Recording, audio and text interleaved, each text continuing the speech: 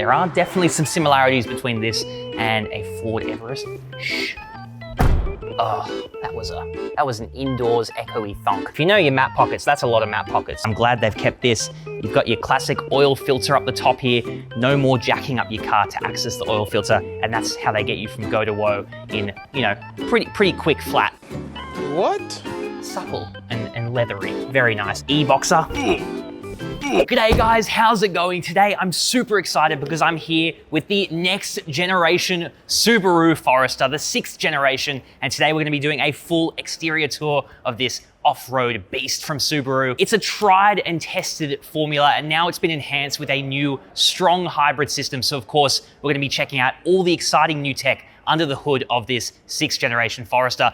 And of course, I'll be going through its interior changes, all of the cool new technology you get on the inside of this new family SUV. Let's get straight into it. Okay, so like I said, we are with the top spec hybrid at the moment. Of course, that is going to attract the highest price tag. I would estimate somewhere in the mid $50,000. However, you can get into the Forester for much cheaper than that. The current outgoing generation of the Forester does start at just below $40,000. So it is still an affordable mid-sized SUV in Australia. I would anticipate a slight price increase for this year. But if you want a full breakdown of all of the grades and all of the inclusions by grade, make sure you read our full detailed specifications article now live on CarSauce. But let's get into the way this thing looks because I think it's been really tastefully upgraded. First of all, these headlights here, they're very different. You don't get the C-clamp headlights anymore. These daytime running lights have a really cool design there. You do get LED lighting as standard across the range. You get this really cool grille design here with this black gloss finish, massive Subaru badge proudly displayed up there. You do get the new version, the latest generation of the EyeSight safety system as well. So you can see this radar down here. You get full 360 surround camera now on this car, at least in the higher hybrid trim levels. And that also comes with a wider camera, which has been upgraded for the autonomous driving system. So lots of safety upgrades, lots of powertrain upgrades, but we'll get into that today as we continue to the front here. You can see we have a updated bumper design here. You got this really cool hexagonal design there. It looks a bit interesting. The sport version of the hybrid actually comes with a lot of bronze highlights, which I think looks really cool. And it makes me wonder why they didn't put the bronze highlights on the top spec. But as you can see as well, you do get a large camera array up the top. I can see 3 cameras staring at me there. I guess EyeSight is a very fitting name for that safety system now. But apart from that, you can see from the front, this thing looks pretty much completely different from the previous generation. Let's check out the side. Alrighty guys, coming now to the side of the Subaru Forester. As you can see, in terms of dimensions, it's actually quite similar to the outgoing generation. You do get these more muscular fenders here with the really cool fender arches. These do have aero as well built into them, which is cool. Speaking of aero, these 19-inch wheels, they do have this machine alloy finished aero covers here. You do get Bridgestone Turanza tires, pretty decent tires on them. You also get your blacked out mirror caps here with your 360 camera down the bottom. You have your E-Boxer badge, just to let everyone know that you're not just a boxer, you're an E-Boxer. I don't even know what that would be. Is that like a boxer that fights on the internet? Interesting. As you can see, we also get our keyless entry and go as standard across the range. You get these blacked out roof rails up the top there, pretty cool. Privacy glass as standard, so the sun can't perv on your kids. As you can see, that privacy glass extends all the way to the rear as you get this really cool Easter egg, which is a hummingbird. I don't really know the story behind that, but it's cool. And as you can see, we get this interesting floating roof design here, which does say symmetrical all-wheel drive.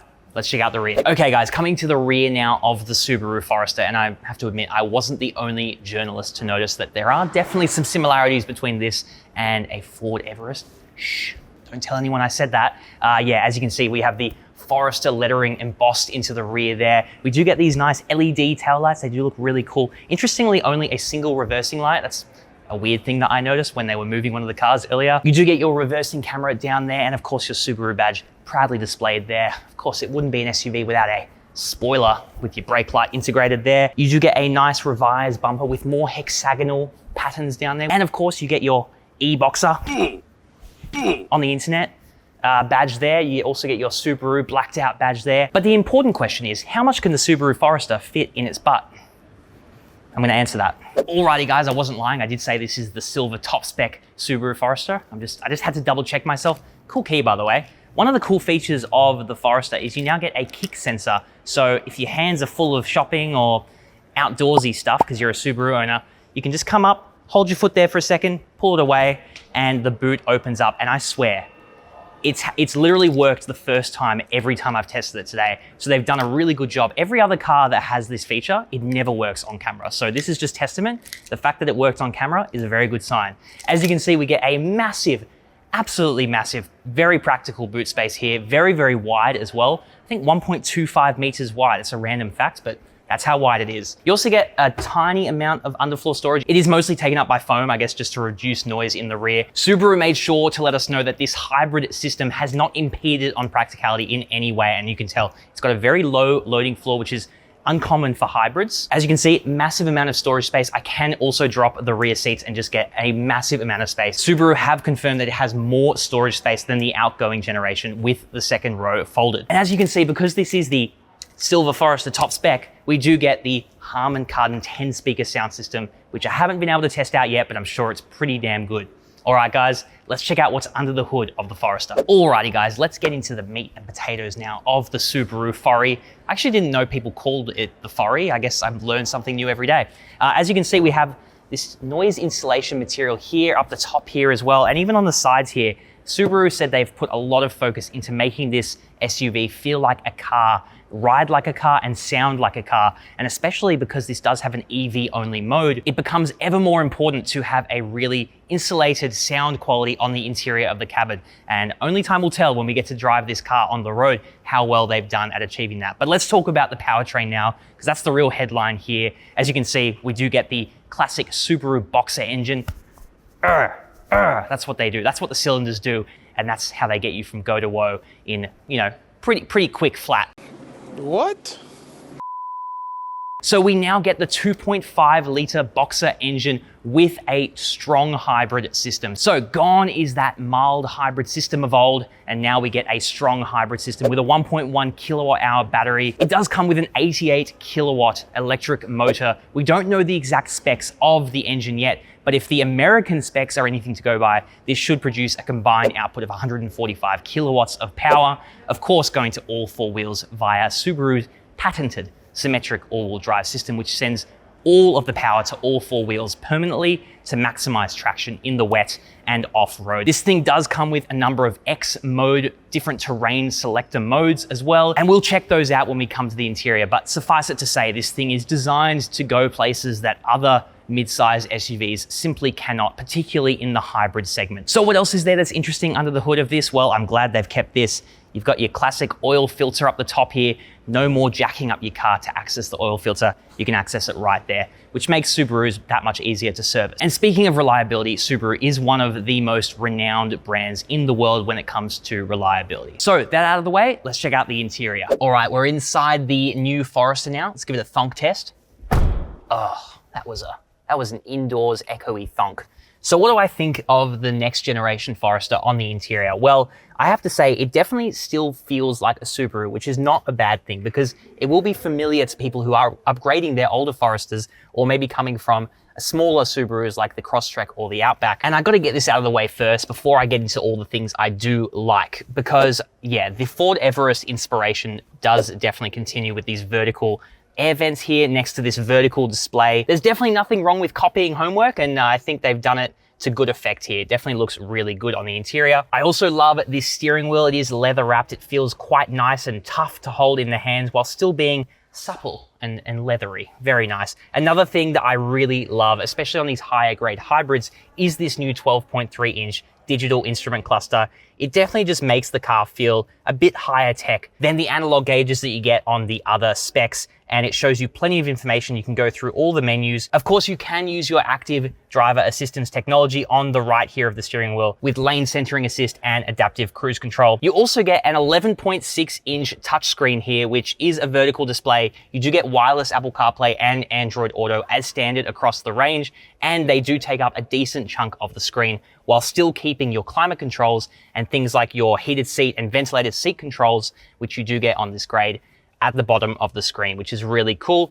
Of course, you have your X mode selector up the front there. So now I can see all the different modes. We get snow, dirt, normal, deep snow, and mud options, which do change things like the throttle mapping. The hexagonal patterns do continue here on the interior. As you can see, it actually feels quite nice. And these materials up the top here, they're all soft touch except for along here. This is a little bit scratchier and along there is a bit scratchier. This is all soft though, and all along here is soft, suede-like material. And you also get this nice kind of cross-stitch material up the top, which kind of breaks up the black and gives it a touch of color there as well. Speaking of touch of color, I really love the red stitching on the seats. These seats are proper leather and proper suede-like material. They do feel really comfy, really soft, and they are adjustable in just about a million different ways, including lumbar support as well. So what else do you get on the interior of the Forester? Well, you still get an auxiliary port, which I can't believe they're still including that in 2025, but here we go. You also get a 3 amp USB-C port, as well as a 2.4 amp USB-A port. So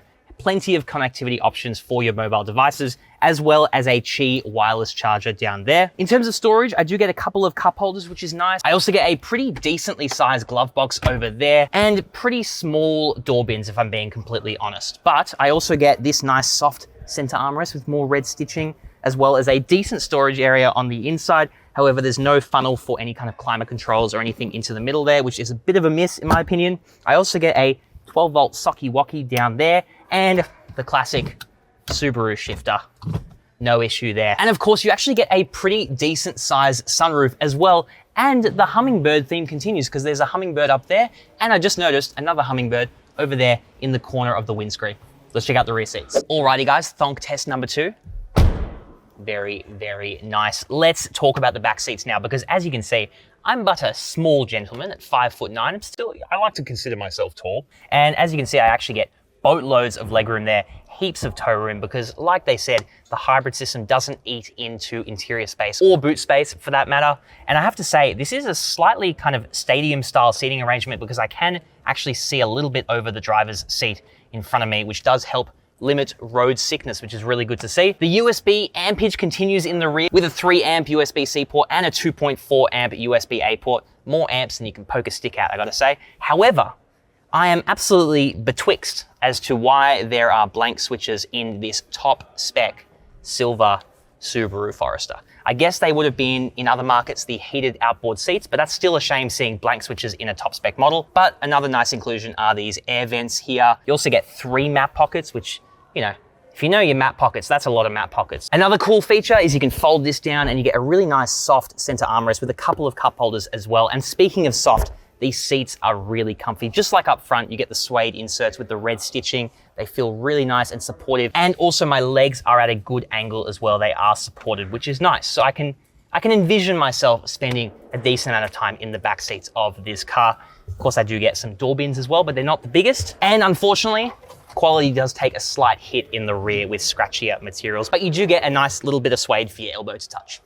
And also the sunroof is pretty big up there too. So overall, I am pretty impressed with the Forester in terms of its packaging and space, but only time will tell when we do get to take this thing out on the road and test it properly, as well as find out the price. Speaking of knowing the final price, guys, stop getting ripped off and haggling at dealerships. Head to CarSauce Buy. We now have thousands of happy customers. You guys have been letting us know all about it in the comments, and we've even used the service ourselves. CarSauce Buy, we have a massive nationwide dealership network that can ensure you get the best price on your next car. Don't take a risk by choosing the wrong dealership to walk into on a Tuesday afternoon. Just pop your details into CarSauce Buy and we'll find the most convenient dealers for you. We'll make them fight to the death, just like e-boxes, to get you the best price on your next car. So don't take a risk with your next purchase. Head to CarSauce Buy if you're in the market for a new Subaru Forester, or any car for that matter.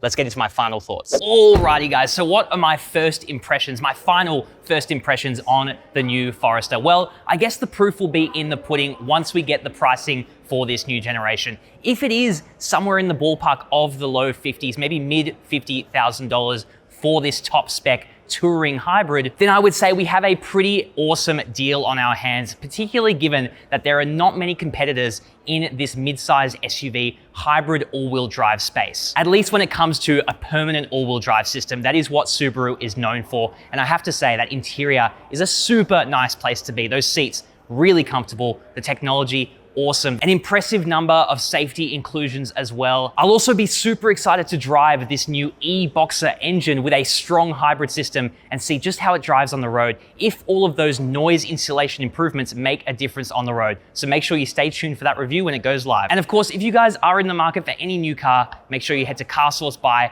Our team will help you out. Ciao for now.